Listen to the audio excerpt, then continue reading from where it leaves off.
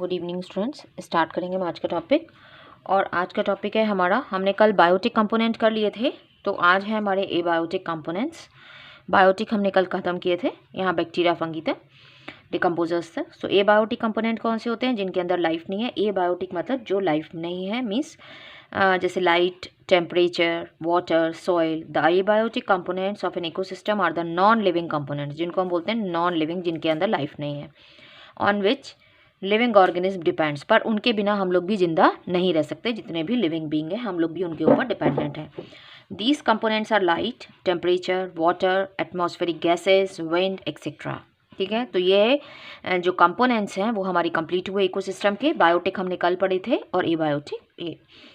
अब आता है फूड चेन की। फूड चेन क्या है? It is the sequence of organisms through which energy is transferred in the form of food by the process of one organism consuming the other। मतलब एक food chain के अंदर जैसे producer है plant को herbivores ने खाया, हर्बीवोर्स को कार्निवोर्स ने खाया, तो फूड बेसिकली ट्रांसफ़र हो रहा है। वो फूड अपने साथ क्या ट्रांसफ़र कर रहा है? एनर्जी ट्रांसफ़र कर रहा है। सो सीक्वेंस ऑफ ऑर्गेनिज्म, उसमें हम एक सीक्वेंस देखते हैं ऑर्गेनिज्म का, थ्रू विच एनर्जी ट्रांसफर, जिसके थ्रू एनर्जी ट्रांसफ़र हो रही है in the form of food. और एनर्जी किस फॉर्म में जाती है? फूड के फॉर्म में, क्योंकि आपको पता है कि फूड का ब्रेकडाउन होता है तभी एनर्जी रिलीज होती है। By the process of one organism consuming the other, क्योंकि जब एक ऑर्गेनिज्म दूसरे को खाएगा तभी एनर्जी उसके अंदर जाएगी। It shows the relationship of producer and consumer who Yeats home, कौन किसको खा रहा है। तो ये एक रिलेशनशिप शो करता है और वो बताता है कि किस तरह से एक एनर्जी फूड के थ्रू एक ऑर्गेनिज्म से दूसरे ऑर्गेनिज्म में कैसे जा रही है। Example, food chain is in grassland. Grassland में कैसे होगा?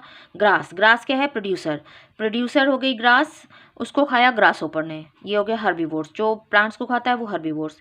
फिर ग्रास ओपर को खाया फ्रॉग ने, फ्रॉग को खाया स्नेक ने, और स्नेक को खाया ईगल ने। ठीक है, सो ये क्या है? कार्निवोर्स। अगर हम कंज्यूमर की बात करें तो प्राइमरी कंज्यूमर ये हो गया, सेकेंडरी कंज्यूमर, टर्शियरी कंज्यूमर, और ये आगे आ गया। ठीक है, सो ये जो है इस तरह से हम उनको कंज्यूमर्स बनाते जाएंगे। अब हम एक्वेटिक फूड चेन में देखें तो फाइटोप्लैंक्टॉन्स ये प्रोड्यूसर्स हो गए, फिर ये कंज्यूमर्स हो गए सारे कार्निवोर्स। ये जू प्लैंक्टन, यानी फाइटोप्लैंक्टॉन्स क्या होते हैं? छोटी छोटी एल्गीज होती हैं जिनको छोटे लार्वी वगैरह खाते हैं, जिनको हम जू प्लैंक्टन कहते हैं। और जू प्लैंक्टन को फिश ने खा लिया, फिश को शार्क ने खा लिया। तो इस तरह से जो फूड है वो पास ऑन हो रहा है, और ये फूड जो है वो एक लॉ के अकॉर्डिंग पास ऑन होता है, उसको अभी हम पढ़ेंगे। पहले हम ट्रॉफिक लेवल पढ़ लें।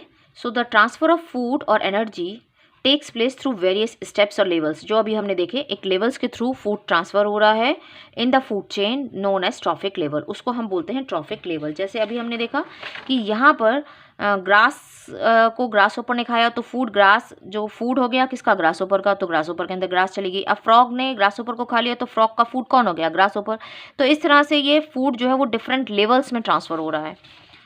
सो उस लेवल्स को हम बोलते हैं trophic levels. So the transfer of food energy takes place through various steps और levels in the food chain known as trophic level. जैसे प्रोड्यूसर, फर्स्ट ट्रॉफिक लेवल। हमेशा आपको अगर फूड चेन दी जाएगी तो फर्स्ट ट्रॉफिक लेवल आपको हमेशा किसको देना है? प्रोड्यूसर्स को, बस ये ध्यान रखना है। और उसके बाद आप सेकेंड, थर्ड, फोर्थ, फिफ्थ जितने भी हों वो ट्रॉफिक लेवल दे दीजिए, पर फर्स्ट ट्रॉफिक लेवल हमेशा प्लांट्स के पास जाएगा क्योंकि वही प्रोड्यूसर्स हैं।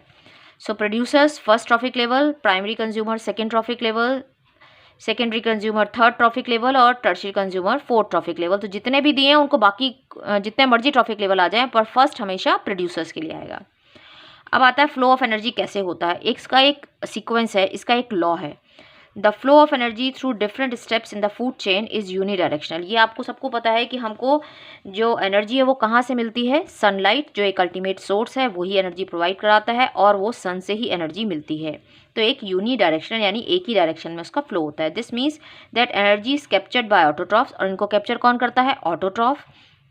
Does not revert back to the solar system and it passes to herbivores. मतलब आपने पढ़ा हुआ है कि फोटोसिंथेसिस की प्रोसेस में जो प्लांट सनलाइट को कैप्चर करते हैं और उसको फूड में कन्वर्ट करते हैं, वो वापस से वो एनर्जी वापस नहीं जाती है। अब वो एनर्जी आगे किसके पास जाएगी? हर्बीवोर्स के पास, और हर्बीवोर्स से कार्निवोर्स के पास। It moves progressively through various trophic levels. ये डिफरेंट ट्रॉफिक लेवल्स में पास ऑन हो जाएगी। ठीक है, सो ग्रीन प्लांट्स अब कितना कितना कैप्चर करते हैं? Green plants capture 1% of energy of sunlight. Green plants जो हैं वो खाली 1% एनर्जी कैप्चर करते हैं, जितनी भी सनलाइट से एनर्जी आती है उसका 1%, और बाकी आगे ध्यान रखना है 10%, 10%, 10%। सिर्फ ग्रीन प्लांट कितना कैप्चर करेंगे? 1%, और उसके आगे 10%। Sunlight that falls on their leaves and convert it into food energy. When green plants are eaten by primary consumer, a great deal of energy is lost. काफ़ी सारी यानी 90% एनर्जी लॉस्ट हो जाती है as heat to the environment, और use हो जाती है उनकी खुद की प्रोसेस को परफॉर्म कराने के लिए। रेस्पिरेशन है, डाइजेशन है, रिप्रोडक्शन है, उनमें कंज्यूम हो जाती है 90% एनर्जी, और खाली 10% एनर्जी ट्रांसफ़र होती है। Thus only small amount of energy is transfer for one trophic level to next. खाली थोड़ी सी ही एनर्जी जाती है, इसलिए फूड चेन हमेशा 3 या 4 स्टेप्स की होती है, क्योंकि लास्ट तक पहुंचने पर बहुत कम एनर्जी अवेलेबल रहती है। According to an estimate only an average of 10% of the energy is transferred from one trophic level to the next.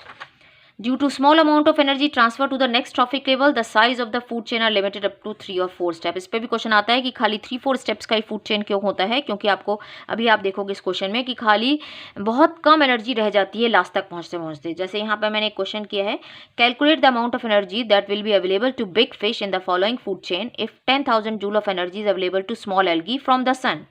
So small algae को 10,000 जूल एनर्जी मिल रही है सन से, तो जू प्लैंकटन फिश और बिग फिश को कितनी एनर्जी मिलेगी आपको निकालना है।